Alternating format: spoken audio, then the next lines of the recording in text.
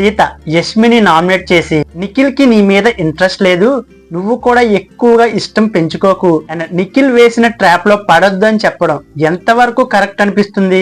నాకైతే totally wrong అనిపించింది. నిఖిల్ ఒక స్ట్రాంగ్ ఉమెన్ చూసి ట్రాప్ చేసి గేమ్ ఆడుతున్నాడా? సోనియా నిఖిల్ తో క్లోజ్ గా ఉంది, యష్మి డ్రీమ్ అని చెప్పి ఇష్టం అని చెప్పి క్లోజ్ అయింది. సీత హస్బెండ్ మెటీరియల్ అంటూ నిఖిల్ తో క్లోజ్ గా ఉంది. నిఖిల్ ఇంట్రెస్ట్ లేదని క్లియర్ గా చెప్పినా సరే సోనియా వచ్చి ఏవేవో కారణాలు చెప్పి నామినేట్ చేసింది అండ్ యష్మి ఫ్లిప్ అయ్యింది. ఇప్పుడు సీత నిఖిల్ అమ్మాయిల్ని ట్రాప్ చేసి గేమ్ ఆడుతున్నాడని చెప్తుంది. అసలు ఎంత పెద్ద మాట సార్ అది.